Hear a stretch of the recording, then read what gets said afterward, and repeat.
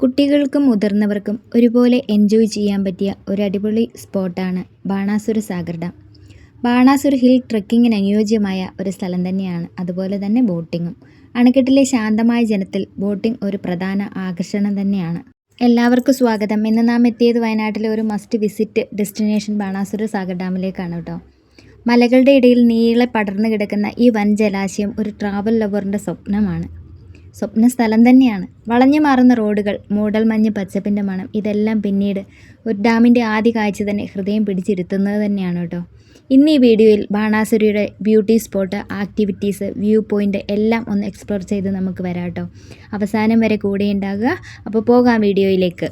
അതിന് മുന്നേ ഒന്ന് പറയട്ടെ, ഈ വീഡിയോ ഫസ്റ്റ് കാണുകയാണെങ്കിൽ ഒന്ന് സബ്സ്ക്രൈബ് ചെയ്യാത്തവരാണെങ്കിൽ ഒന്ന് സബ്സ്ക്രൈബ് ചെയ്ത് സപ്പോർട്ട് ചെയ്യുക. തൊട്ടപ്പുറത്തൊരു ബെല്ലൈക്കൻ ഉണ്ട്, അതും കൂടി പ്രസ് ചെയ്തിട്ടുണ്ടെങ്കിൽ ഞാനിടുന്ന വീഡിയോസ് എല്ലാം നിങ്ങൾക്ക് നോട്ടിഫിക്കേഷനായിട്ട് ലഭിക്കുന്നതായിരിക്കും. പിന്നെ പ്രധാനമായിട്ടും കമൻറ്റ് അറിയിക്കാൻ മറക്കരുതേ. നിങ്ങൾക്ക് ഇനി വേറെ ഏതെങ്കിലും ടൂറിസ്റ്റ് സ്പോട്ടുകളുടെ വീഡിയോ ആവശ്യമായിട്ടുണ്ടെങ്കിൽ ഒന്ന് കമൻറ്റിൽ രേഖപ്പെടുത്തിയിട്ടുണ്ടെങ്കിൽ ആ വീഡിയോ നിങ്ങളിലേക്ക് എത്തിക്കാനായിട്ട് ശ്രമിക്കുന്നതായിരിക്കും. ഈ കാണുന്നതൊക്കെ ബാണാസുര സാഗർ ഡാമിൻ്റെ ഉൾപ്രദേശങ്ങളിൽ നമുക്ക് ടൈം സ്പെൻഡ് ചെയ്യാൻ പറ്റിയ ഒരവസരങ്ങളൊക്കെയാണ്. അതാണ് ഞാൻ പറഞ്ഞ കുട്ടികൾക്കും മുതിർന്നവർക്കും ഒക്കെ എൻജോയ് ചെയ്യാൻ പറ്റിയ ഒരു സ്ഥലം തന്നെയാണ് ബാണാസുര സാഗർ ഡാം എന്ന് പറയുന്നത്. പിന്നെ ഫസ്റ്റിങ് നമ്മൾ നോക്കുകയാണെങ്കിൽ ഇവിടെ നമ്മൾ വാഹനങ്ങൾ പാർക്ക് ചെയ്യുന്നതൊക്കെ ഒരു ചെറിയ ഫീസോട് കൂടിയൊക്കെ തന്നെയാണ് കേട്ടോ. നമുക്ക് പോകാം, കാണാവതെ. ഇതാണ് പാർക്കിംഗ് ഏരിയ. ഇവിടെ നമ്മൾ വാഹനം നിർത്തിയിട്ടിട്ട് പോയിട്ടുണ്ടെങ്കിൽ തിരിച്ചു വരുമ്പോൾ നമ്മൾക്ക് 10 രൂപ 20 രൂപ നിരക്കിലൊക്കെ മാത്രമേ ഫീസുള്ളൂ. നമ്മൾ വരുന്നത് വരെ വാഹനങ്ങൾ സേഫായിരിക്കും. ഇതാണ് മെയിൻ എൻട്രൻസ്. മെയിൻ എൻട്രൻസിലേക്ക് നമ്മൾ കയറുന്ന സമയത്ത് ഇവിടെ പൊതുവായ നിർദ്ദേശങ്ങൾ എന്ന് പറഞ്ഞാൽ നമുക്ക് മനസ്സിലാക്കാൻ വേണ്ടി കുറച്ച് കാര്യങ്ങൾ കൊടുത്തിട്ടുണ്ട്. ഇവിടെ രാവിലെ 9 മണി മുതൽ വൈകിട്ട് 5 മണി വരെ ആയിരിക്കും പ്രവേശന സമയം എന്നാണ് പറയുന്നത്. പിന്നെ പ്ലാസ്റ്റിക് മാലിന്യങ്ങൾ അതൊന്നും ഇവിടെ വലിച്ചെറിയുന്ന അനുവദനീയമല്ല. പിന്നെ ഓൺലൈനായിട്ട് ടിക്കറ്റ് നമുക്ക് ബുക്ക് ചെയ്യാവുന്നതാണ്. ടിക്കറ്റ് ബുക്ക് ചെയ്തത് കൈമാറ്റം ചെയ്യാൻ അനുവദിക്കുന്നതല്ല. അങ്ങനെയുള്ള കുറച്ച് കാര്യങ്ങളൊക്കെയാണ് നിർദ്ദേശത്തിൽ കൊടുത്തിരിക്കുന്നത്. പിന്നെ നമ്മൾ ഇവിടെയാണ് ടിക്കറ്റ് എടുക്കുന്നത്. ടിക്കറ്റിൻ്റെ വില വിവരങ്ങളൊക്കെ ഇവിടെ കൊടുത്തിട്ടുണ്ട്. ഏകദേശം അഡൽട്ടിന് 40 രൂപയും കുട്ടികൾക്ക് 20 രൂപയുമാണ് കേട്ടോ. പിന്നെ ഫോട്ടോ, വീഡിയോസ് അതിനൊക്കെ സെപ്പറേറ്റ് ചെറിയ ചെറിയ കാര്യങ്ങളുണ്ട്. 50 രൂപ അങ്ങനെയൊക്കെയാണ് കേട്ടോ. പിന്നെ ഇവിടെ കൂടുതലായിട്ട് വരുന്നത് ബോട്ടിങ്ങിനാണ് കേട്ടോ. സ്പീഡ് ബോട്ടിന് ഏകദേശം അവിടെ റേറ്റ് കൊടുത്തിരിക്കുന്നത് 1300 അങ്ങനെ. പിന്നെ പ്രവേശന സമയം ഇവിടെ 9 മണി മുതൽ 5:30 വരെയൊക്കെ ആണെങ്കിലും ബോട്ടിംഗ് സർവീസ് വരുന്നത് 4 മണി വരെ മാത്രമാണ് കേട്ടോ. പിന്നെ ഞാൻ ഈ പറഞ്ഞത് 2025 ഒരു റേറ്റാണ് കേട്ടോ. 2026 ആകുമ്പോഴത്തേക്ക് ഒരുപാട് മാറ്റങ്ങളൊക്കെ വരും. അപ്പോൾ ഇതിലേ നമ്മൾ അങ്ങോട്ട് കടക്കുക കേട്ടോ. ഇവിടുന്ന് ഫ്രണ്ടിലേക്ക് നമ്മൾ കടന്നു ചെല്ലുമ്പോൾ നമുക്ക് നടക്കാൻ പറ്റാത്ത ബുദ്ധിമുട്ടുന്ന ആൾക്കാർക്കൊക്കെ ഇവിടെ പോകണമെന്നുണ്ടെങ്കിൽ ഇവിടെ വാഹനമുണ്ട്, വാഹനം സർവീസ് ഉണ്ട്. നമ്മളൊരു വ്യൂ പോയിന്റിലേക്ക് ഏകദേശം കുറച്ച് ദൂരം നടന്നിട്ട് വേണം നമ്മൾ ഡാമിൻ്റെ അടുത്തേക്ക് എത്താൻ വേണ്ടിയിട്ട്. അപ്പോൾ അങ്ങനെ നടക്കാൻ പറ്റാത്ത ആൾക്കാർക്ക് ഇവിടുന്ന് ട്രാവലർ ഉണ്ട് കേട്ടോ. ഇവിടെ നിന്ന് ഫീസ് അടച്ചിട്ടുണ്ടെങ്കിൽ നമുക്ക് ഈ ട്രാവലറിൽ നമ്മൾ അവിടെ കൊണ്ട് എത്തിക്കുന്നതായിരിക്കും. ട്രെക്കിംഗ് ഇഷ്ടപ്പെടുന്ന ആൾക്കാർക്ക് തീർച്ചയായിട്ടും നടന്ന് കാണാൻ പറ്റിയ ഒരു അടിപൊളി സ്പോട്ട് തന്നെയാണ് കേട്ടോ ഈ ബാണാസുര സാഗർ ഡാം എന്ന് പറയുന്നത്. അപ്പം നമ്മൾ ഇതിലങ്ങോട്ട് നടക്കുക കേട്ടോ. നമ്മൾ വാഹനം പോകുന്ന മെയിൻ റോഡിൽ കൂടിയാണ് കേട്ടോ ഇപ്പോൾ നടന്നു പോകുന്നത്. പക്ഷേ 2 വഴി കൂടി പോകാം. കുറച്ച് ദൂരം 2 വഴിയാണ്. ഇത് സ്ലിപ്പ് ലൈൻ വന്ന് നിൽക്കുന്ന ഒരു സ്പോട്ട് ഉണ്ട്. നമ്മൾ പക്ഷേ മെയിൻ റോഡിൽ കൂടിയാണ് കേട്ടോ പോകുന്നത്. തിരിച്ചു വരുമ്പോൾ നമുക്ക് സ്ലിപ്പ് ലൈൻ ഉള്ള സ്ഥലത്ത് കൂടി വരാനായിട്ട് ശ്രമിക്കാം കേട്ടോ. നല്ലൊരു വ്യൂ ആണ് കേട്ടോ നമുക്കിവിടെ കാണാൻ സാധിക്കുന്നത്. ഈ ഡാമിൻ്റെ ഒരു പ്രത്യേകത എന്ന് പറയുന്നത് ഒരു എർത്ത് ഡാമാണ്. മണ്ണുകൊണ്ട് നിർമ്മിതമായതുകൊണ്ട് തന്നെ ഇവിടെ നിറച്ച് പച്ച പുല്ലുകളൊക്കെ വെച്ച് പിടിപ്പിച്ച് അതിമനോഹരമായൊരു കാഴ്ചയാണ് നമുക്കിവിടെ കാണാനായിട്ട് സാധിക്കുന്നത്. ഇവിടുന്ന് ഇറങ്ങുന്ന സമയത്ത് നമുക്ക് ആളുകളെയൊന്നും കാണാനില്ല എങ്കിൽ തന്നെയും ഉൾപ്രദേശങ്ങളിലേക്ക് ചെല്ലുമ്പോൾ ധാരാളം ആളുകളാണ് കേട്ടോ അവിടെ വിസിറ്റ് ചെയ്യാൻ വന്നിരിക്കുന്നത്. ഫസ്റ്റ് തന്നെ നമുക്ക് അതിശയിപ്പിക്കുന്ന ഒരു സംഭവം എന്ന് പറഞ്ഞാൽ സ്ലിപ്പ് ലൈൻ തന്നെയാണ് കേട്ടോ. അവിടെ അപ്പോൾ ഇങ്ങനെ സ്ലിപ്പ് ലൈനിൽ ആളുകൾ ഇങ്ങനെ വന്നുകൊണ്ടേ ഇരിക്കുകയാണ്. നമുക്കത് ഒരു നല്ല ഭംഗി തരുന്ന ഒരു കാഴ്ച തന്നെയാണ് കേട്ടോ. എനിക്കും സ്ലിപ്പ് ലൈനിലൊക്കെ കയറാൻ ആഗ്രഹമുണ്ടായിരുന്നു. പിന്നെ ഫാമിലീൻ്റെ ഒരു സപ്പോർട്ട് കാരണം ഞാൻ കയറിയില്ല. കാരണം എന്താ വെച്ചാൽ അവർക്ക് പേടിയാണ്, അതുകൊണ്ടാണ് കാരണം കേട്ടോ. അതാ സ്ലിപ്പ് ലൈൻ പോകുന്നു. അടിപൊളിയായിരുന്നു കേട്ടോ അവിടുത്തെ ഒരു യാത്ര എന്ന് പറയുന്നത്. ഇത് പടിഞ്ഞാറത്തറ എന്ന് പറയുന്ന ഒരു സ്ഥലമാണ്. ഇവിടെ ഒരു വലിയൊരു ട്രക്കിംഗ് വ്യൂ പോയിൻ്റ് ഉണ്ട് കേട്ടോ. അവിടേക്ക് നമ്മൾ എത്തപ്പെട്ടിട്ടില്ല. നമ്മൾ ഇവിടെ ഡാമും ബോട്ടിംഗ് സർവീസും അവിടെ ഈ ഡാമിനോട് ചുറ്റപ്പെട്ട വ്യൂ മാത്രമാണ് കേട്ടോ ഇതിലേക്ക് ഉൾപ്പെടുത്തിയിട്ടുള്ളത്. നമ്മൾ ട്രക്കിംഗ് വ്യൂ പോയിന്റിലേക്ക് പോയില്ല. അത് മറ്റൊരു വീഡിയോ ആയിട്ട് നിങ്ങളിലേക്ക് എത്തുന്നതായിരിക്കും കേട്ടോ. ഇത് മനോഹരമായ ഒരു സ്ഥലത്ത് കൂടി നമ്മളിങ്ങനെ പോവുകയാണ്. സ്ലിപ്പ് ലൈനൊക്കെ ഉണ്ട്. അത് ആ സ്ലിപ്പ് ലൈൻ ഓരോ ആളുകൾ ഇങ്ങനെ വന്നുകൊണ്ടേ നിൽക്കുകയാണ് കേട്ടോ. പിന്നെ മനോഹരമായൊരു വ്യൂ നമുക്കിവിടെ തരുന്നുണ്ട് കേട്ടോ. ഇനി നമുക്ക് ഈ ഡാമിൻ്റെ കുറച്ച് ഹിസ്റ്ററിയിലേക്കൊന്ന് വരികയാണെങ്കിൽ ഈ സ്ഥലത്തിൻ്റെ പേര് കേൾക്കുമ്പോൾ തന്നെ ഒരു വ്യത്യസ്ത അഭിമാനം തോന്നും അല്ലേ, ഒരു ബാണാസുര. നിങ്ങളിൽ പലർക്കും അറിയാവുന്ന പോലെ തന്നെ ഈ പേരൊരു പുരാണ കഥയുമായി ബന്ധപ്പെട്ടത് തന്നെയാണ് കേട്ടോ. മഹാബലിയുടെയും പ്രഹ്ലാദൻ്റെയും വംശത്തിൽപ്പെട്ടിരുന്ന ശക്തനായ ഒരു രാജാവാണ് ബാണാസുരൻ. അവൻ്റെ ഭരണകാലത്ത് ജനങ്ങൾ ധാർമ്മികമായും ശക്തമായും ജീവിച്ചിരുന്നു എന്നതാണ് കഥകളിലൊക്കെ പറഞ്ഞു വരുന്നത് കേട്ടോ. അതേ രാജാവിൻ്റെ പേരാണ് ഇന്നത്തെ ഈ മലയ്ക്കും ഡാമിനും ജലാശയത്തിനും കിട്ടിയതത്രേ. എത്രയോ കാലം മുൻപ് ഈ പ്രദേശം ബാണാസുരൻ താമസിച്ചിരുന്ന പ്രദേശമാണെന്നാണ് വിശ്വാസം. നാട്ടുകാരുടെ മനസ്സിൽ ഇന്നും അതൊക്കെ ഉണ്ടെന്നൊക്കെയാണ് കേട്ടോ. അങ്ങനെ ഒരു പുരാണത്തിൻ്റെ പേരും കരുത്തും മനുഷ്യൻ്റെ സൃഷ്ടിയുടെ മഹത്വവും ചേർന്നൊക്കെയാണ് ഇത് ബാണാസുര സാഗർ ആയത് എന്നൊക്കെയാണ് കേട്ടോ ഹിസ്റ്ററിയിലൊക്കെ പറഞ്ഞു വരുന്നത്.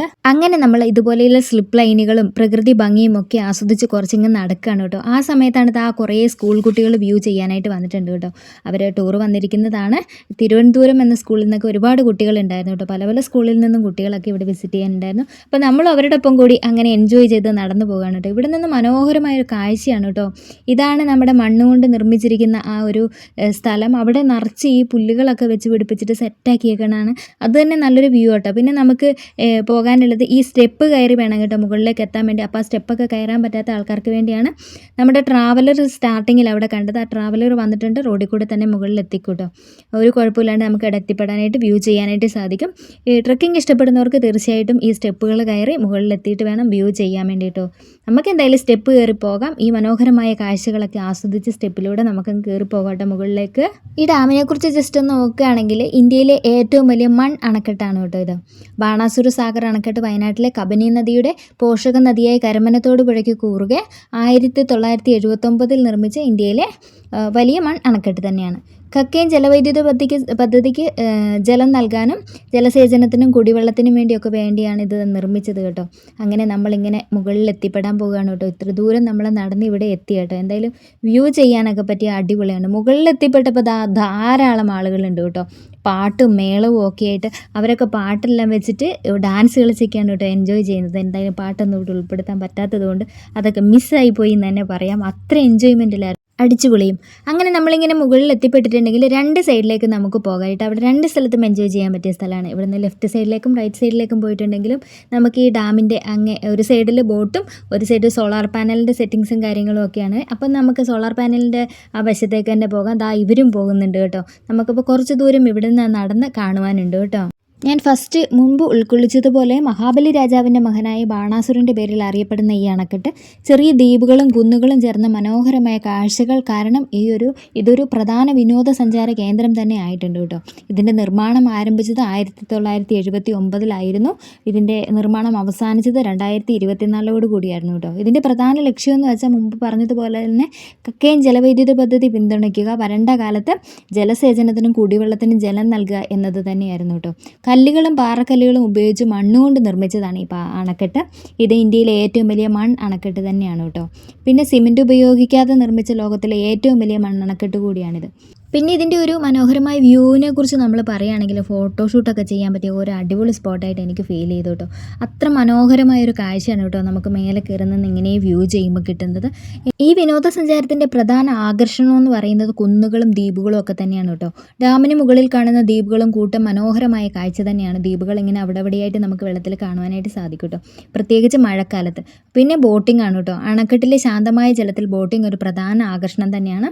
പിന്നെ ബാണാസുര ഹിൽസ് ട്രക്കിങ്ങിന് അനുയോജ്യമായ മുകളിൽ നിന്നുള്ള കാഴ്ച അതിമനോഹരമാണെന്ന് ഞാൻ പറഞ്ഞല്ലോ. അതിമനോഹരമായ ഒരു സ്ഥലം തന്നെയാണ്. ഇതാണ് നമ്മുടെ ഡാം കേട്ടോ. എല്ലാവരും ഒന്ന് വ്യൂ ചെയ്തോളൂ, മനോഹരമായതാണ്. ആരും സ്കിപ്പ് ചെയ്ത് പോകാതെ ലാസ്റ്റ് വരെ കാണാം കേട്ടോ. ഇനി അപ്പുറത്തെ സൈഡിൽ കൂടുതൽ നല്ല മനോഹരമായ കാഴ്ചകൾ നമ്മൾ എത്തിപ്പെടാനുണ്ട്. ഇതൊരു ഇക്കോ ടൂറിസം കൂടിയാണ് കേട്ടോ. പ്രകൃതി രമണീയമായ ചുറ്റുപാടുകളും കുന്നുകളാൽ ചുറ്റപ്പെട്ട വലിയൊരു ജലാശയവും കാരണം വിനോദസഞ്ചാരികളുടെ പ്രധാന ആകർഷണ കേന്ദ്രം തന്നെയായിട്ട് ഈ പടിഞ്ഞാറത്തറ ബാണാസുര സാഗർ ഡാം എന്ന് പറയുന്നത്. കാരണം ഇവിടെ ഒരു ബോട്ട് സർവീസും ട്രക്കിങ്ങും പ്രധാന ആകർഷണം തന്നെയാണ് കേട്ടോ. ഇവിടെ ബോർഡൊക്കെ വെച്ചിട്ടുണ്ട് കേട്ടോ, ജലാശയത്തിലേക്ക് ആരും ഇറങ്ങരുത് എന്നൊക്കെ പറഞ്ഞിട്ട്. ഇവിടുത്തെ വേറൊരു പ്രത്യേകത എന്താണെന്നറിയോ? ഫ്ലോട്ടിംഗ് സോളാർ പ്ലാന്റ് ആണ് കേട്ടോ. ഇന്ത്യയിലെ ആദ്യത്തെ പ്രവർത്തിക്കുന്ന floating solar power plant Banasura ഡാമിൽ സ്ഥാപിച്ചിട്ടുണ്ട് കേട്ടോ. അത് ഇവിടുത്തെ ഒരു വലിയ പ്രത്യേകത തന്നെയാണ് കേട്ടോ. ചുരുക്കത്തിൽ ബാണാസുര സാഗർ അണക്കെട്ട് വയനാടിൻ്റെ പ്രകൃതി ഭംഗിയും പ്രാദേശിക വികസനവും ചരിത്രപരമായ ഐതിഹ്യവും ഒരുമിക്കുന്ന ഒരു പ്രധാന സ്ഥലം തന്നെയാണ് കേട്ടോ. ഇതിൽ അങ്ങ് നടക്കാനുണ്ട്. അപ്പം നമുക്ക് സോളാർ പാനൽ കാണണമെങ്കിൽ ഇതിൻ്റെ ലാസ്റ്റിലേക്ക് എത്തണം കേട്ടോ. ഇതിൻ്റെ ഡാം തുറക്കുകയും അടയ്ക്കുകയൊക്കെ ചെയ്യുന്ന ഒരു ഭാഗമാണിത്. പക്ഷേ അവിടെ നമുക്ക് സ്റ്റോപ്പ് ചെയ്തിട്ടുണ്ട് കേട്ടോ. അവിടെ വരെ പ്രവേശനമുള്ളൂ എന്നൊക്കെ പറഞ്ഞിട്ട് നമുക്ക് അവിടെ വരെ എന്തായാലും ഒന്ന് പോയി വരാം കേട്ടോ. അതിന് മുന്നേ ഇതാ ഇതുപോലെ ഇവിടെ നിന്നൊക്കെ വ്യൂ ചെയ്യുമ്പോഴത്തേക്ക് നല്ലൊരു ഭംഗിയാണ് കേട്ടോ. കുറേയേറെ ഇങ്ങ് നടന്നിട്ടുണ്ട്. നല്ലൊരു വ്യൂ ചെയ്യാൻ പറ്റിയ ഒരു എൻജോയ് ചെയ്യാൻ പറ്റിയ ഒരു സ്ഥലം തന്നെയാണ് കേട്ടോ ഈ ബാണാസുര സാഗർ ഡാമിൻ്റെ ഈ ഒരു പ്രദേശങ്ങളിൽ നിന്നൊക്കെയെന്ന് പറയുന്നത്. പിന്നെ രാജ്യത്തിൻ്റെ ഏത് ഭാഗത്തുള്ളവർക്ക് വേണേലും ബാണാസുര സാഗർ ഡാമിൽ എത്തപ്പെടാം. എങ്ങനെയാണെന്നറിയോ? കോഴിക്കോടാണ് കേട്ടോ ഇവിടുത്തെ ഏകദേശം അന്താരാഷ്ട്ര വിമാനത്താവളം ഉള്ളത്. വയനാട്ടിലേക്ക് ഏറ്റവും അടുത്ത വിമാനത്താവളം അത് തന്നെയാണ് കേട്ടോ. 90 കിലോമീറ്ററാണ് ദൂരം. രാജ്യത്തിൻ്റെ ഏത് ഭാഗത്തുനിന്നും സന്ദർശകർക്ക് ഇവിടെ എത്താം. കോഴിക്കോട് എത്തിച്ചേരുക. അവിടെ നിന്ന് കൽപ്പറ്റയിലേക്ക് ടാക്സികൾ ലഭ്യമാണ് കേട്ടോ. അല്ലെങ്കിൽ ഏത് വാഹനമായാലും കൽപ്പറ്റയിലേക്ക് ലഭ്യമാണ്. കൽപ്പറ്റയിൽ നിന്ന് ഏകദേശം 21 കിലോമീറ്റർ അകലെയാണ് കേട്ടോ ബാണാസുര സാഗർ. വയനാട് എന്തായാലും ട്രെയിൻ മാർഗ്ഗമൊന്നും ബന്ധപ്പെടുത്തിയിട്ടില്ല. അതുകൊണ്ട് തന്നെ ഈ ട്രെയിൻ മാർഗ്ഗവും ഏറ്റവും അടുത്ത് കോഴിക്കോട് തന്നെയാണ് കേട്ടോ ഉള്ളത്. അപ്പോൾ കോഴിക്കോട് വന്നിട്ട് ഈ പറഞ്ഞതുപോലെ തന്നെ കൽപ്പറ്റയിലേക്ക് വരിക. കൽപ്പറ്റയിൽ നിന്ന് 21 കിലോമീറ്റർ ഇവിടേക്കുള്ളൂ. ഏത് വിധത്തിൽ വേണമെങ്കിലും ഇവിടേക്കും എത്തിപ്പെടാം കേട്ടോ. പിന്നെ റോഡ് മാർഗ്ഗം വെച്ചാൽ എല്ലാ നഗരങ്ങളിൽ നിന്നും കൽപ്പറ്റയിലേക്ക് എത്താൻ പറ്റും. റോഡ് മാർഗ്ഗം എത്തിച്ചേരാം. അടുത്തുള്ള നഗരത്തിൽ കൽപ്പറ്റയിൽ എത്തിയാൽ ബസ് സർവീസുകളുണ്ട്. അങ്ങനെ ഏത് മാർഗ്ഗങ്ങൾ വഴി വേണമെങ്കിലും ഈ ബാണാസുര സാഗർ ഡാമിലേക്ക് എത്തപ്പെടാനായിട്ട് സാധിക്കും കേട്ടോ. എന്തായാലും കണ്ടിരിക്കേണ്ട ഒരു അടിപൊളി വ്യൂ പോയിൻറ്റും ഒരു ഡാമും ഒക്കെയാണ് ഈ മണ്ണുകൊണ്ട് നിർമ്മിതമായ ഈ എക്കോ ടൂറിസമായ ബാണാസുര സാഗർ ഡാം എന്ന് പറയുന്നത്. ഇത് കണ്ടോ, കുട്ടികളൊക്കെ ഇങ്ങനെ പാട്ടിൻ്റെ ബോക്സുകളും കാര്യങ്ങളും ഒക്കെ കൊണ്ടുവന്ന് ഇവർ പാട്ടൊക്കെ വെച്ചിട്ട് ഇവിടെ എൻജോയ് ചെയ്യുകയാണ് കേട്ടോ. ദാ ഇവിടെ നിന്ന് നോക്കുമ്പോൾ നമുക്ക് സ്ലിപ്പ് ലൈനിൽ പോയിക്കൊണ്ട് നിൽക്കുന്നത് കാണാൻ പറ്റും. അപ്പോൾ സ്ലിപ്പ് ലൈനിലേക്ക് പോകുന്ന സ്ഥലങ്ങളൊക്കെ നമുക്ക് ഇനിയും കാണുവാനായിട്ടുണ്ട് കേട്ടോ. പിന്നെ എടുത്തു പറയേണ്ടത് ഏഷ്യയിലെ ഏറ്റവും വലിയ എർത്ത് ഡാം ഏതാണെന്ന് കൃത്യമായ ഒരു ഉറവിടം എവിടെയും നമുക്ക് കണ്ടെത്താനായിട്ടില്ലെങ്കിലും ഇന്ത്യയിലെ ഏറ്റവും വലിയ ഒരു എർത്ത് ഡാം എന്ന ഏഷ്യയിലെ രണ്ടാമത്തെ ഏറ്റവും വലിയ എർത്ത് ഡാം എന്ന നിലയിൽ കേരളത്തിലെ ബാണാസുര സാഗർ അണക്കെട്ട് തന്നെയാണ് കേട്ടോ. വയനാട്ടിൽ സ്ഥിതി ചെയ്യുന്ന ഈ അണക്കെട്ട് മണ്ണും കല്ലും ഉപയോഗിച്ച് തന്നെയാണ് നിർമ്മിച്ചിരിക്കുന്നത്. അതുകൊണ്ട് രണ്ടാമത്തെ എർത്ത് അണക്കെട്ട് തന്നെയാണ് കേട്ടോ ബാണാസുര സാഗർ ഡാം എന്ന് പറയുന്നത്. ഈ സ്ഥലം വരുന്നത് എവിടെയാണെന്ന് ചോദിച്ചിട്ടുണ്ടെങ്കിൽ വയനാട് ജില്ലയിലെ കൽപ്പറ്റയ്ക്കടുത്തുള്ള പടിഞ്ഞാറത്തറ എന്ന് പറയുന്ന ഒരു ഗ്രാമമാണ് കേട്ടോ. വയനാടിൻ്റെ പച്ച പുല്ലുകൾ കാറ്റിൽ തലോടുന്ന ഈ നിശബ്ദ താഴ്വരയിൽ ഒരിക്കലും ഒരു വലിയ തീരുമാനം തന്നെയാണല്ലോ ഇവരെടുത്തിട്ടുള്ളത്. ഇന്ത്യയിലെ ഏറ്റവും വലിയ മണ്ണ് നിറച്ച ഡാമായ ബാണാസുര സാഗർ ഡാം ഇവിടെ പണിയണമെന്നെടുത്ത തീരുമാനം ഭയങ്കര വലുത് തന്നെയാണല്ലേ. പക്ഷെ എന്തുകൊണ്ടാണ് ഈ സ്ഥലം എടുത്തത് എന്നറിയോ? കാരണം പ്രകൃതിയുടെ ഉത്തരവാദിത്വമായിരുന്നു എന്ന് തന്നെ പറയാട്ടോ. 3 വശവും മലകൾ ചുറ്റി പ്രകൃതിദത്തമായ ഒരു താഴ്വര. ഈ സ്ഥലത്ത് ഒരു വമ്പൻ ജലാശയമാക്കാൻ അനുയോജ്യമാക്കി ഒഴുകുന്ന പുഴ. അങ്ങനെ കാരാപ്പുഴ നദിയുടെ ഉറവകൾ ഡാം പണിയാൻ ആവശ്യമായ വെള്ളവും ശക്തിയും ഇവിടെ തന്നിരുന്നു എന്നൊക്കെയാണ് കേട്ടോ ഹിസ്റ്ററിയിലൊക്കെ പറഞ്ഞിട്ടുള്ളത്. വയനാട് ഒരു മഴയുടെ നാട് തന്നെയാണെന്ന് നമുക്കറിയാം അല്ലേ. വർഷം മുഴുവൻ ലഭിക്കുന്ന ശക്തമായ മഴ തന്നെയാണ്. വെള്ളം ഒരിക്കലും തീരില്ല എന്ന് ഉറപ്പ് നൽകിയല്ലേ. അതാണ് ഈ പ്രദേശം ജലസേചനത്തിനും വൈദ്യുത ഉൽപ്പാദനത്തിനും ഒരു സുവർണ അവസരമായിട്ടൊക്കെ അന്നത്തെ കാലത്ത് എടുത്തിട്ടുണ്ടാവുക. പ്രദേശത്ത് ഈ സമയം ഒരു ജനവാസം കുറവായിരുന്നു. എന്നാലും ജനവാസ കേന്ദ്രം തന്നെയായിരുന്നു. അതിനാൽ ഭൂമി ഏറ്റെടുക്കലും പുനരധിവാസവും കുറഞ്ഞ ബുദ്ധിമുട്ടോടെ നടത്താൻ കഴിഞ്ഞു എന്നാണ് പറയുന്നത്. ഇതൊരു 2 പഞ്ചായത്തായിരുന്നു എന്ന് പറഞ്ഞാൽ 2 പഞ്ചായത്തുള്ള സ്ഥലത്താണ് നമ്മുടെ ഈ ബാണാസുര സാഗർ ഡാം ഉള്ളത് എന്നൊക്കെയാണ് കേട്ടോ വായിക്കാനൊക്കെ കഴിഞ്ഞിട്ടുള്ളത്. എന്തായാലും സർക്കാരിനും എഞ്ചിനീയർമാർക്കും വലിയൊരു നേട്ടം തന്നെയായിരുന്നു കേട്ടോ ഇത്. ഭൂപ്രകൃതിയും നദിയുടെ ഒഴുക്ക് ദിശയും മലകളുടെ ഉയരവും എല്ലാം ഒരുമിച്ചായിരുന്നു. ഇതാണ് ഏറ്റവും മികച്ച ഒരു സ്ഥലമെന്ന അന്തിമ തീരുമാനം എടുത്തു. ഇതാണ് കേട്ടോ നമ്മൾ ഇത്തിരി മുമ്പ് കണ്ടതാണ് കേട്ടോ നമ്മുടെ സോളാർ പാനൽ സെറ്റ് ചെയ്തിരിക്കുന്നത്. അപ്പം നമ്മൾ എന്തെങ്കിലും ആ സോളാർ പാനലിൻ്റെയൊക്കെ അവിടെ അങ്ങനെ കുറച്ച് നേരമൊക്കെ സ്പെൻഡ് ചെയ്തു. പിന്നെ നമുക്ക് അപ്പുറത്തെ സൈഡും കൂടി കാണാനുണ്ട് എന്നുള്ളത് കൊണ്ട് തന്നെ നമ്മൾ ഈ സോളാർ പാനലൊക്കെ ഒന്ന് കണ്ടതിന് ശേഷം നമ്മൾ തിരികെ നടക്കുക. ഇതാണ് കേട്ടോ ഇവിടുത്തെ സോളാർ പാനൽ സെറ്റിങ്സ് എന്ന് പറയുന്നത്. ഇതൊക്കെ തന്നെയും ഒരു മനോഹരമായ കാഴ്ച തന്നെയാണ് കേട്ടോ നമുക്കിവിടെ സമ്മാനിക്കുന്നത്. ഇവിടെ നിന്ന് വ്യൂ ചെയ്യാൻ പറ്റിയ ഒരു ക്യൂഡ് സ്പോണ്. ഇതിൻ്റെ ലാസ്റ്റ് എൻഡിലേക്ക് എത്തുമ്പോഴാണ് കേട്ടോ നമ്മുടെ ഡാം ഓപ്പൺ ചെയ്യുന്ന ആ ഒരു ഭാഗത്തേക്ക് പോകുന്നത്. ഈ സോളാർ പാനലിൻ്റെ ലാസ്റ്റ് വരെ നമുക്ക് പ്രവേശനമുള്ളൂ. അവിടുന്ന് പിന്നെ നമ്മൾ തിരിഞ്ഞ് നടക്കലായി കേട്ടോ. പിന്നെ വെള്ളത്തിൻ്റെ ഉൾവശത്തും സോളാർ പാനൽ സെറ്റ് ചെയ്തിട്ടുണ്ട്. ഇത് കാണുന്നതാണ് കേട്ടോ ലാസ്റ്റ് എൻഡിൽ. അത് വെള്ളത്തിനുള്ളിലാണ് കേട്ടോ. അതും മനോഹരമായ ഒരു കാഴ്ച തന്നെയൊക്കെയാണ് നമുക്ക് ഈ ഡാം പ്രദേശത്തേക്ക് നൽകുന്നത്. പിന്നെ നമ്മൾ അവിടുന്ന് തിരിച്ച് നടക്കേണ്ടായിട്ടോ.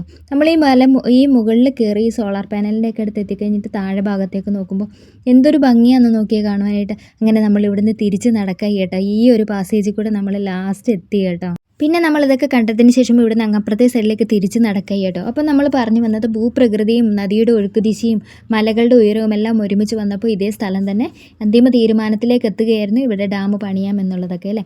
അങ്ങനെ ഈ നിശബ്ദമായ താഴ്വര കേരളത്തിൻ്റെ ശക്തി ഉയർത്തുന്ന വലിയൊരു വിശാലമായ ജലപദ്ധതിയിലേക്ക് ഹൃദയമായി മാറിയെന്ന് തന്നെ പറയാം കേട്ടോ. ബോട്ടിംഗ് സർവീസൊക്കെ ഉണ്ടെന്ന് പറഞ്ഞില്ലേ. അവിടെ ബോട്ടിംഗ് സർവീസാണ് കേട്ടോ ഈ കാണുന്നത്. സ്പീഡ് ബോട്ടൊക്കെയാണ്. നല്ല മനോഹരമായൊരു വ്യൂ തന്നെയാണ് കേട്ടോ നമുക്ക് ഈ ഡാം സമ്മാനിക്കുന്നത്. പിന്നെയെന്ന് വെച്ചാൽ അങ്ങനെ ഈ നിശബ്ദ താഴ്വര വിശാലമായൊരു ഹൃദയമായി മാറി. ഇന്ന് നമ്മൾ കാണുന്ന ഈ നീല ജലസമുദ്രം, ദൂരത്ത് ശാന്തമായി കാവലിരിക്കുന്ന മലകളെല്ലാം ചേർന്ന് പറയുന്നു, പ്രകൃതിയും മനുഷ്യനെയും ചേർന്ന് സൃഷ്ടിച്ച ഒരു അത്ഭുതം തന്നെയാണ് ഈ ബാണാസുര സാഗർ ഡാം എന്ന് പറയുന്നത്.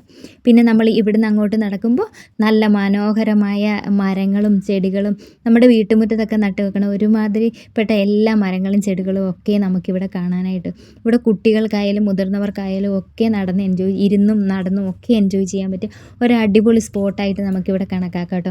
ഇവിടെ നമുക്ക് ഗോൾഡൻ ഫിഷിനെയാണ് കേട്ടോ ഇനി കാണാൻ പോകുന്നത്. അതൊക്കെ ഇവിടെ സെറ്റ് ചെയ്തിട്ടുണ്ട്. അപ്പോൾ ഈ ചെടികൾക്കിടയിലൂടെ നല്ല ഫോട്ടോഷൂട്ടൊക്കെ ഫോട്ടോ എടുക്കാൻ പറ്റിയ ഒരു സ്ഥലമായിട്ട് ഇതുപോലത്തെ ചെടികളും കാര്യങ്ങളും ഒക്കെ ഇവിടെ സെറ്റ് ചെയ്തിട്ടുണ്ട്. അപ്പോൾ നമുക്ക് ഗോൾഡൻ ഫിഷ് ഉള്ള സ്ഥലത്തേക്കാണ് കേട്ടോ ഇപ്പോൾ പോയിക്കൊണ്ടിരിക്കുന്നത്.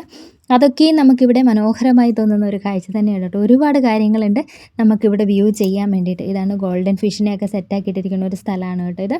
ഇതിനുള്ളിൽ ഗോൾഡൻ ഫിഷൊക്കെ ഉണ്ട്. അതാ കാണുന്നത് കണ്ടോ, അത് കണ്ടോ, കുറേ ഇങ്ങനെ കാണുന്നുണ്ട് കേട്ടോ. ഇതിലിങ്ങനെ ഓടുന്നുണ്ട് കേട്ടോ. നമ്മൾ എപ്പോൾ ചെന്നാലും ഇതുപോലെ വൈറ്റും പല കളറിലെ ഗോൾഡൻ ഫിഷിനെ നമുക്കിവിടെ കാണാനായിട്ട് സാധിക്കും കേട്ടോ. നല്ലൊരു വ്യൂ, പറഞ്ഞറിയിക്കാനാവില്ല കേട്ടോ. അപ്പോൾ ഈ ഇവിടെ വന്നിരിക്കുന്ന ആൾക്കാർക്ക് എന്തായാലും ഇതറിയാം അല്ലേ. അപ്പം ഈ പടിഞ്ഞാറത്തറ ഈ ബാണാസുര സാഗർ ഡാമിൽ എത്തിപ്പെടാനാവാത്ത ആളുകൾക്ക് ഇതൊരു മനോഹരമായ വ്യൂ ആയിരിക്കട്ടെ എന്ന് ഞാൻ പറയുകയാണ് കേട്ടോ. എന്നോടൊപ്പം നിങ്ങളും ഉണ്ടായിരുന്നത് പോലെ നമുക്ക് ഒന്നിച്ച് വ്യൂ ചെയ്ത് ലാസ്റ്റ് കുറച്ചും കൂടെ ഉള്ളൂ ഇനി, നമുക്ക് ലാസ്റ്റ് എൻഡ് വരെ ഒന്ന് വ്യൂ ഇതെല്ലാം ഒന്ന് കണ്ണോടിച്ച് കണ്ടിട്ട് വേഗം തന്നെ ഇങ്ങ് പോരാട്ടോ.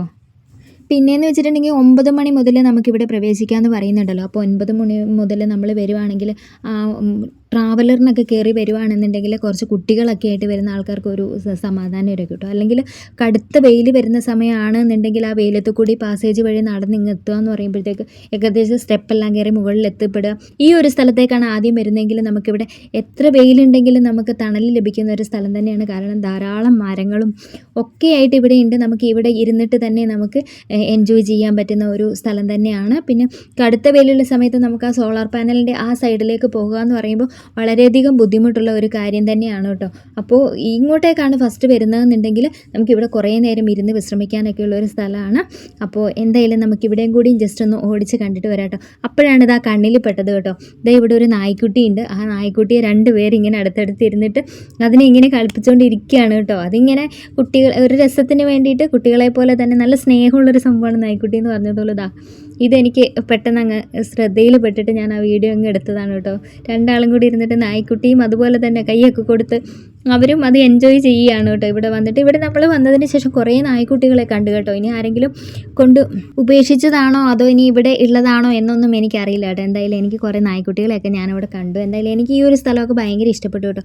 പിന്നെ നമ്മൾ പോകുന്നത് ഊഞ്ഞാലാടുന്നൊരു സ്ഥലത്തേക്കാണ് കേട്ടോ. കണ്ടോ, ഇവിടെ ഇഷ്ടം പോലെ ഊഞ്ഞാലുകളുണ്ട് കേട്ടോ. സാധാരണ നമ്മൾ ഓണത്തിനൊക്കെയല്ലേ ഊഞ്ഞാലുകളൊക്കെ, പണ്ടൊക്കെ ആണെങ്കിൽ ഊഞ്ഞാലെല്ലാം കെട്ടിത്തരായിരുന്നു. ഇപ്പോഴത്തെ കാലത്ത് ഊഞ്ഞാലൊന്നും കെട്ടി കുട്ടികൾ ആടുന്നതൊന്നും ഞാൻ കാണുന്നില്ല കേട്ടോ. പക്ഷേ ഈ ഒരു ഡാമിൻ്റെ ഈ പ്രദേശത്തേക്ക് തന്നിട്ടുണ്ടെങ്കിൽ നമുക്ക് ഒരുപാട് ടൈം സ്പെൻഡ് ചെയ്യാൻ പറ്റിയ ഒരു അടിപൊളി സ്ഥലമാണ് കേട്ടോ ഇവിടെ. അങ്ങനെ ഞാനുമൊക്കെ ഊഞ്ഞാലയിലൊക്കെ കയറി ഇങ്ങനെ കുറച്ച് നേരമൊക്കെ അവിടെ ആസ്വദിച്ചു കേട്ടോ. പിന്നെ ഈ നമ്മളൊന്ന് ഓടിച്ചു നോക്കുകയാണെങ്കിൽ ഈ ബാണാസുര സാഗർ ഡാമിൻ്റെ ഒരു നിർമ്മാണ കഥയെന്നും കൂടി പറയുകയാണെങ്കിൽ പെട്ടെന്ന് കഴിയും കേട്ടോ. കുട്ടികളൊക്കെ ഊഞ്ഞാലൊക്കെ ആടുകയാണ് കേട്ടോ. വയനാടിൻ്റെ പച്ചക്കുന്നുകളെ മുറിച്ച് കടന്ന കാരാപ്പുഴ തീരത്ത് ഒരു വലിയ സ്വപ്നം രൂപം കൊണ്ടിരുന്നു കേട്ടോ. കേരളത്തിന് ഏറ്റവും കൂടുതൽ വൈദ്യുതി, കൂടുതൽ ജലസേചനം, കൂടുതൽ വികസനം നൽകുന്ന ഒരു മഹാപദ്ധതിയായിരുന്നു ഈ ബാണാസുര സാഗർ ഡാം എന്ന് പറയുന്നത്. അപ്പോൾ ഇതാ വേറൊരു സംഭവം കൂടി കാണിച്ചു തരാം കേട്ടോ. അതിൻ്റെ ഇടയ്ക്ക് ഇങ്ങനെ കുട്ടികൾക്കായുള്ള ബോട്ട് സർവീസ് ഒക്കെ ഉണ്ടായിരുന്നു. അപ്പോൾ ഇങ്ങനെ ബോട്ടിൽ ഇങ്ങനെ തുഴഞ്ഞു പോകുന്നത് ഒന്ന് വീഡിയോയിൽ പകർത്തി ഇങ്ങ് വന്നതാണ് കേട്ടോ. മനോഹരമാണ്. കുട്ടികൾക്കും എൻജോയ് ചെയ്യാൻ പറ്റിയ, മുതിർന്നവർക്കും എൻജോയ് ചെയ്യാൻ പറ്റിയ ഒരു സ്പോട്ടാണെന്ന് ഞാൻ പറഞ്ഞത് ഇതൊക്കെ കൊണ്ട് തന്നെയാണ് കേട്ടോ. കുട്ടികൾ എന്തായാലും അതൊക്കെ എൻജോയ് ചെയ്തു എന്ന് തന്നെ നമുക്ക് പറയാം കേട്ടോ. അപ്പം നമ്മുടെ പദ്ധതിയിലേക്ക് പോകാവേ. 1979 സർക്കാർ ഈ വമ്പൻ പദ്ധതിയുടെ രൂപരേഖ അംഗീകരിച്ചു എന്നാണ് പറയപ്പെടുന്നത്. ഈ സമയത്ത് ഇന്ത്യയിലെ ഏറ്റവും വലിയ മണ്ണ് നിറച്ച ഒരു പണിയുന്ന ഡാം ഇതായിട്ട് ഒരിക്കലും നിർമ്മിച്ചിട്ടില്ലായിരുന്നു വേറെ ഒന്ന്. എന്നാൽ വയനാട് അതിന് ഏറ്റവും അനുയോജ്യമായ ഒരു സ്ഥലമായി തിരഞ്ഞെടുക്കപ്പെട്ടു എന്നൊക്കെയാണ് കേട്ടോ പറയുന്നത്. നിർമ്മാണം ആരംഭിച്ചതോടെ ആദ്യം ഈ പ്രദേശത്ത് താഴ്വര മുഴുവൻ ശാസ്ത്രീയമായി പഠിച്ചു വന്നു. പിന്നെ മണ്ണിൻ്റെ കരുത്ത്, നദിയുടെ ഒഴുക്ക്, മലകളുടെ ഭാരം എല്ലാം സൂക്ഷ്മമായി പരിശോധിച്ചതിനൊക്കെ ശേഷമാണ് ഇതേക്കുറിച്ചൊരു രൂപരേഖ തന്നെ കൊണ്ടുവന്നെന്നൊക്കെയാണ് കേട്ടോ പറയപ്പെടുന്നത്. പിന്നീട് ആരംഭിച്ച ഈ ഭീമമായ ഒരു ജോലിയായിരുന്നു. ആയിരക്കണക്കിന് ടൺ മണ്ണും പാറകളും കൊണ്ടുവന്ന് ഓരോ പാളിയായി പണിത് പ്രതിവാരം മണ്ണു നികത്തൽ പരിശോധന പ്രതീകമായി ഓരോ പാളിയും ഡാമിൻ്റെ ശ്വാസം എന്ന പോലെ മുന്നോട്ട് കൊണ്ടുപോയി എന്നാണ് കേട്ടോ പറയുന്നത്. ഇതാണ് നമ്മുടെ ബോട്ട് സർവീസൊക്കെ ഇവിടെയാണ് കേട്ടോ. ഇപ്പം ബോട്ട് സർവീസ് സ്പീഡ് ബോട്ട് മാത്രമാണ് പാസ് ചെയ്യുന്നത്. ഇവിടെ ബോട്ട് സർവീസിൻ്റെ ടൈം എന്ന് പറയുന്നത് ഏകദേശം 4 മണിയാണ് കേട്ടോ. 4 മണി വരെയാണ് ബോട്ട് ടൈം. പക്ഷേ നമ്മൾ അവിടുന്ന് കയറി വരുമ്പോൾ ശ്രദ്ധിക്കേണ്ടത്, ബോട്ട് സർവീസിങ് നടത്താൻ ആഗ്രഹമുണ്ടെങ്കിൽ അവിടുന്ന് തന്നെ നമ്മൾ ടിക്കറ്റൊക്കെ എടുത്തതിന് ശേഷം വരിക. അവിടെ ടിക്കറ്റിൻ്റെ റേറ്റൊക്കെ മാറി മാറി വരും. അതുകൊണ്ട് കറക്റ്റായിട്ട് നമുക്ക് പറയാൻ കഴിയില്ല. എന്തായാലും അവിടെ ടിക്കറ്റ് എടുക്കണം. പിന്നെ ഇവിടെ ടിക്കറ്റിൻ്റെ ഓഫീസുണ്ട്. പക്ഷേ നമുക്ക് അവിടെ ചോദിക്കണം കേട്ടോ. സ്റ്റാർട്ടിങ്ങിൽ ചിലപ്പോൾ ഇവിടെ സ്റ്റാഫ് ഉണ്ടാവും, അങ്ങനെ എടുക്കാം. ഇല്ലെങ്കിൽ അവിടെ എടുത്തിട്ട് വേണം നമ്മൾ ഇങ്ങോട്ടേക്ക് വരുവാനായിട്ട് കേട്ടോ. അപ്പോൾ ഒരു ഈവനിങ് സന്ധ്യാസമയമൊക്കെ ആയി വരുന്നു കേട്ടോ. എന്നിട്ടും അവിടെ ഒരുപാട് ആളുകൾ അവിടെ ഉണ്ട്. ആരും തിരികെ ഒന്നും ഇറങ്ങിയിട്ടില്ല. ഏകദേശം 9 മണി വരെ ഉണ്ട് എന്നല്ലേ പറഞ്ഞു. അപ്പോൾ അതുവരെയൊക്കെ ആളുകൾ ഉണ്ടായിരിക്കും കേട്ടോ. ഒരു സ്പീഡ് ബോട്ട് പാഞ്ഞ് വരുന്നുണ്ട് കേട്ടോ. അപ്പോൾ സൂക്ഷ്മമായി പരിശോധിക്കപ്പെട്ടു എന്നൊക്കെ നമ്മൾ പരിശോധിച്ച് വന്നു അല്ലേ. പിന്നെ എന്ന് വെച്ചാൽ പ്രത്യേകമായി ഡാമിൻ്റെ ഓരോ പാളിയും ശ്വാസം എന്ന പോലെ അവരത് ഉൾക്കൊണ്ട് മുന്നിലേക്ക് വരികയായിരുന്നു കേട്ടോ. പിന്നെ തീവ്രമായ മഴ, മലകളുടെ ഇടിവുകൾ, കടുത്ത തണുപ്പ്. വയനാട്ടിലെ തണുപ്പൊക്കെ അറിയാമല്ലോ. സ്പീഡ് ബോട്ട് അതിൻ്റെ ഇടയ്ക്ക് പായുന്നുണ്ട് കേട്ടോ. ഇവിടെ ഈ പായുന്നതിൻ്റെ ഒരു ചരിത്രം തന്നെയാണ് കേട്ടോ ഞാനിപ്പോൾ പറഞ്ഞു വരുന്നത്. ഭയങ്കര തണുപ്പ് എന്ന് പറയുമ്പോൾ ഇപ്പോൾ കുറേ മാറ്റം വന്നു എന്നാണ് പറയണത് കാലാവസ്ഥയ്ക്കൊക്കെ. പക്ഷേ അന്നത്തെ ആ 1979 എന്നൊക്കെ പറയുമ്പോൾ നമ്മളൊന്നും ജനിച്ചിട്ട് പോലും ഇല്ല. ഞാനൊന്നും ജനിച്ചിട്ട് പോലും ഇല്ല കേട്ടോ. ആ ഒരു സമയം എന്നൊക്കെ പറയുമ്പോൾ കാലാവസ്ഥയിൽ ഒരുപാട് തണുപ്പും കാര്യങ്ങളും ഒക്കെ ആയിരുന്നിരിക്കാം. ഈ കാലാവസ്ഥ അതിജീവിച്ച എഞ്ചിനീയർമാരും തൊഴിലാളികളും ദിവസവും രാവും പകലും ഒക്കെ ഇതിനു വേണ്ടി ജോലി ചെയ്യുന്നു, പ്രയത്നിച്ചു എന്നാണ് കേട്ടോ പറഞ്ഞു വരുന്നത്. ഡാമിൻ്റെ കേന്ദ്രഭാഗത്ത് ക്ലേക്കോർ എന്ന മണ്ണിൻ്റെ ശക്തമായൊരു പാളിയാണ് പണിത് വെച്ചിട്ടുള്ളത്. അതെന്തോ വെച്ചാൽ ഡാമിന് വെള്ളം ചോർന്നു പോകാതിരിക്കാൻ അതൊരു പ്രധാന കാരണമായി എന്നൊക്കെയാണ് കേട്ടോ പറഞ്ഞു വരുന്നത്. അതോടൊപ്പം തന്നെ ഈ ഡാമിൻ്റെ ഇരുവശങ്ങളും ഗ്രാവൽ, പാറ, പിന്നെ മണ്ണ് എന്നിവയൊക്കെ കൊണ്ട് ശക്തിപ്പെടുത്തി എന്നൊക്കെയാണ് കേട്ടോ. അങ്ങനെ വർഷങ്ങളോളം നടത്തിയ കഠിന പരിശ്രമത്തിന് ശേഷം ഒരു വമ്പൻ ജലാശയത്തിൻ്റെ രൂപം സ്ലോലി തെളിഞ്ഞു വന്നു എന്നാട്ടോ പറയപ്പെടുന്നത്. അങ്ങനെ 2024 ഡാം മുഴുവൻ പൂർത്തിയായി. ഇന്നത്തെ ഇന്ത്യയിലെ ഏറ്റവും വലിയ മണ്ണ് നിറച്ച ഡാം എന്ന ബഹുമതി വയനാടിന് സ്വന്തമായി അല്ലേ. ഒറ്റ സഹചാരിയായി മാറിയ ഈ ജലപദ്ധതിയും ആണ് കേട്ടോ ഇത്. ഈ മഹത്തായ നിർമ്മാണത്തിന് പിന്നിൽ ഒളിഞ്ഞിരിക്കുന്ന ആയിരങ്ങളുടെ വിയർപ്പിൻ്റെ, ശാസ്ത്രത്തിൻ്റെ ശക്തിയും ഒക്കെയാണ് കേട്ടോ ഈ ബാണാസുര സാഗർ ഡാം. എന്നാൽ അതിലും കൂടുതലായി കേരളത്തിൻ്റെ വളർച്ചയോടുള്ള ഒരു ദൃഢമായ പ്രതിജ്ഞയും കൂടി ഉണ്ടായിരുന്നു കേട്ടോ.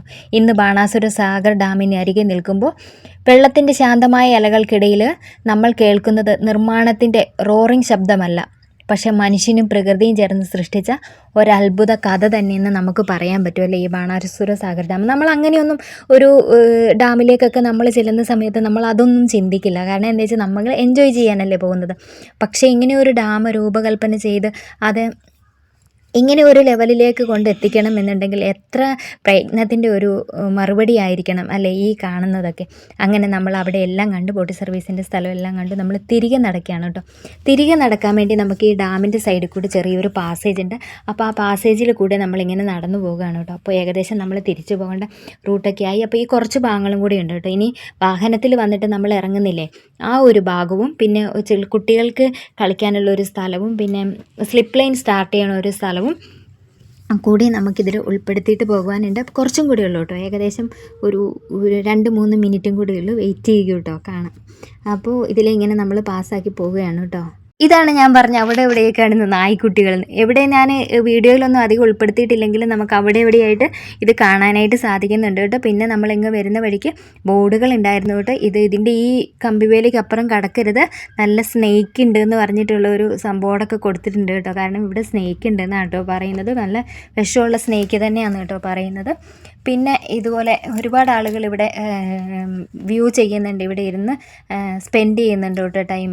അപ്പോൾ നമുക്ക് മെല്ലെ മെല്ലെ ഇവിടെ നിന്ന് ഇറങ്ങി അങ്ങ് പോകാം. ഇനി നമ്മൾ എത്തുന്നത് നമ്മുടെ വാഹനം ട്രാവലർ നിർത്തുന്ന ഒരു സ്ഥലത്തേക്കാണ് കേട്ടോ. അപ്പോൾ ഇതുപോലെ വ്യൂ ചെയ്യാൻ വേണ്ടി ഒരുപാട് കാര്യങ്ങളുണ്ട്. അങ്ങനെ നമ്മൾ ഒരു സൈഡിൽ കൂടി പോയി ഇപ്പുറത്തെ സൈഡിൽ കൂടി നമ്മൾ തിരികെ നമ്മുടെ സ്റ്റെപ്പിൻ്റെ ഒക്കെ അവിടേക്ക് എത്താനായിട്ടുണ്ട് കേട്ടോ. ഇവിടുന്ന് ആ സ്റ്റെപ്പിൻ്റെ ഒക്കെ അവിടെ തന്നെയാണ് കേട്ടോ സ്ലിപ്പ് ലൈനിൻ്റെ ഒരു പാസേജ് അങ്ങോട്ടേക്കുള്ളതും. പിന്നെ ട്രാവലർ നിർത്തുന്നത് അതുപോലെ ഇവിടെ ആളുകൾ കാണുന്നില്ല, അവിടെയാണ് കേട്ടോ ട്രാവലർ നിർത്തിയിട്ട് നമുക്ക് അവിടുന്ന് നമ്മളെ എവിടുന്നാണോ നമ്മൾ കയറിയത് അവിടെ കൊണ്ടുപോയി ആക്കൂട്ടോ. ഇതാണ് വെയിറ്റ് ചെയ്യുന്നത്, ആ വെയിറ്റിംഗ് ഷെഡിലാണ് കേട്ടോ. ഇവിടെയാണ് ട്രാവലർ വരിക. അപ്പം നമ്മളവിടെ ട്രാവലർ കാത്തു നിന്നിട്ട് കയറിയിട്ട് നമ്മൾ എവിടെയാണോ ഇറങ്ങേണ്ടത് അവിടെ ഇറക്കും കേട്ടോ. ഇതിൽ അങ്ങോട്ട് പാസ് ചെയ്യുമ്പോഴാണ് കേട്ടോ സ്ലിപ്പ് ലൈൻ അവിടെ നിന്ന് തന്നെ സ്റ്റാർട്ട് ചെയ്യുന്നത്. അങ്ങനെ നമ്മൾ ഇവിടെ നിന്നൊക്കെ സ്റ്റെപ്പിലേക്ക് തിരിച്ചിറങ്ങാനായിട്ട് നടന്ന് പാസേജ് വഴി പോവുകയാണ് കേട്ടോ. അപ്പോൾ ഇതാണ് നമ്മൾ ഇതിനുള്ളിലേക്ക് നമ്മൾക്ക് കാണുവാനുള്ള സ്ഥലങ്ങളൊക്കെ ഇതാണ്. നമ്മൾ റിട്ടേൺ ഇത് തന്നെ ഇറങ്ങിപ്പോകുന്ന ഈ ഒരു പാസേജിൽ കൂടെ തന്നെയാണ് കേട്ടോ. അത് ഒരുപാട് ആളുകൾ അവിടുന്ന് ഇത് കഴിഞ്ഞിട്ട് ഇറങ്ങാനുണ്ട്, അവിടെ വെയിറ്റും ചെയ്യുന്നുണ്ട് കേട്ടോ. അപ്പോൾ റിട്ടേൺ ഇറങ്ങി വരുന്ന പാസേജ് ഞാൻ ഉൾപ്പെടുത്തിയില്ല കേട്ടോ, കാരണം അങ്ങോട്ട് പോയപ്പോൾ ഉണ്ടായിരുന്നു. അതുതന്നെ നമ്മളിത് മറ്റൊരു വഴി, നമ്മൾ ആ വണ്ടി വരുന്ന റോഡിൽ കൂടെ അല്ലാണ്ട് മറ്റൊരു വഴിയുണ്ട് അതിൻ്റെ അടുത്ത് തന്നെ. സ്ലിപ്പ് ലൈൻ വന്ന് സ്റ്റോപ്പ് ചെയ്യുന്ന ഒരു സ്ഥലമാണ് കേട്ടോ ഇത്. നമ്മളെ മേലെ കണ്ടായിരുന്നു അല്ലേ സ്ലിപ്പ് ലൈനിലേക്ക് പോകുന്നത്, അവിടെ നിന്ന് സ്റ്റാർട്ട് ചെയ്ത് സ്ലിപ്പ് ലൈൻ വന്ന് നിൽക്കുന്ന സ്ഥലമാണിത്. അപ്പം നമ്മുടെ ട്രാവലർ അത് അവിടെ നിന്ന് ആളുകളെ കയറ്റിയിട്ട് വന്ന് നിൽക്കുന്ന ഒരു സ്ഥലം ഇത് തന്നെയാണ് കേട്ടോ. അതാ ഇവിടെ വന്നിട്ട് നമുക്ക് ഇറങ്ങാൻ പറ്റും കേട്ടോ. പിന്നെ നമ്മൾ കാണാനായിട്ട് പോകുന്നത് ഇവിടെ കുട്ടികളുടെ ഗെയിമിങ്ങും കാര്യങ്ങളും അവിടെ കയറുന്നില്ല കേട്ടോ. 3D ഒക്കെ ഉള്ള ഒരു സ്ഥലമാണ്. നല്ലൊരു കുട്ടികൾക്കൊക്കെ എൻജോയ് ചെയ്യാൻ പറ്റിയ ഒരു സ്ഥലം തന്നെയാണ്. ഇതിനെ ലാസ്റ്റ് എത്തുമ്പോഴത്തേക്ക് പറയാൻ പറ്റുന്നത് പ്രകൃതി സമാധാനവും ഒരുമിച്ച് ചേർന്ന് നമ്മോട് ചിരിച്ചു നിൽക്കുന്ന വയനാടിൻ്റെ ഈ മനോഹര ഭൂമിയിൽ ബാണാസുര സാഗർ തീരം വിട്ട് മടങ്ങുമ്പോൾ ഒരുതരം പൂർണ്ണതത്വവും വീണ്ടും വരണമെന്ന തോന്നലും ഹൃദയത്തിൽ നിറഞ്ഞു നിൽക്കുകയാണ്. അടുത്തൊരു യാത്രയിൽ വീണ്ടും കണ്ടുമുട്ടും വരേക്കും ബബായ്, സി യു. ഇതുവരെ സപ്പോർട്ട് ചെയ്ത നിങ്ങൾക്ക് എല്ലാവർക്കും നന്ദി. ബബായ്.